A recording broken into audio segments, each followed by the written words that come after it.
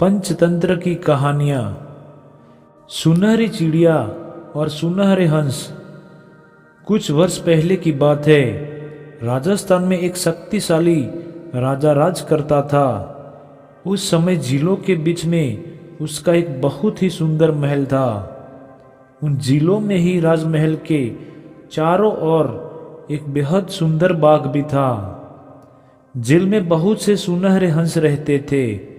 हंस रोजाना एक पंख गिराया करते थे।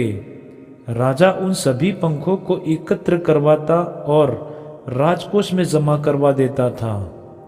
एक दिन एक बड़ी सी सुनहरी चिड़िया उड़ती हुई उस झील तक आ पहुंची और झील के किनारे एक पेड़ की डाल पर बैठ चहचहाने लगी।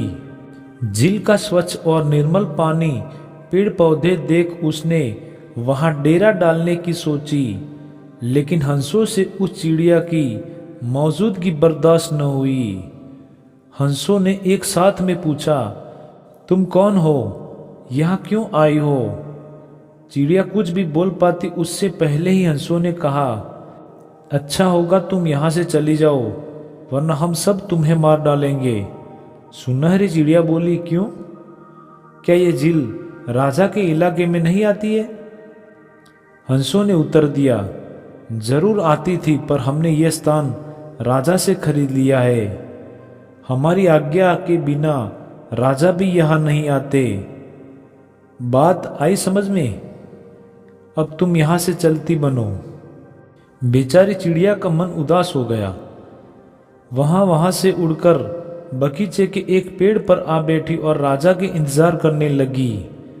बाग में राजा हर रोज टहलने आया करता था। राजा को देखते ही सुनहरी चिड़िया उड़कर उसके पास गई और बोली, महाराजा, मैं दूर देश से उड़कर आपकी इस सुंदर राजधानी में आई हूँ।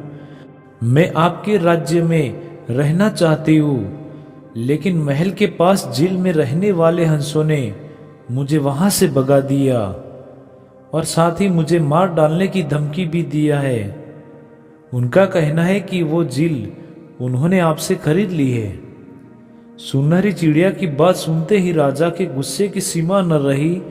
उन्होंने तुरंत सैनिकों को आदेश दिया कि उन सभी हंसों का वध कर दिया जाए। उनकी हिम्मत कैसी हुई मेरे बारे में ऐसा कहने की? राजा का आदेश पाते ही सैनिक झील की ओर चल पड़े। एक हंस ने जब सैनिकों को नंगी तलवारें हाथ में लिए आते देखा तो वो तुरंत सारा माजरा समझ गया।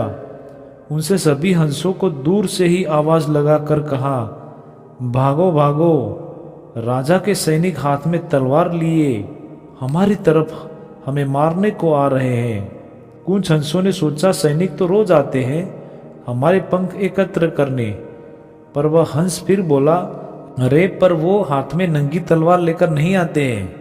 सैनिकों के पहुंचने से पहले सभी हंस आकाश में उड़ गए। इधर राजा के मन में विचार आने लगा, क्यों मैं एक अजनबी की बात सुनकर अपने सुनहरे हंसों को मारने की आज्ञा दी? अब उसे रोजाना सोने के पंख कैसे मिल पाएंगे? उनके बुरे स्वभाव के कारण सुनहरे हंस झील को छोड़कर चले गए।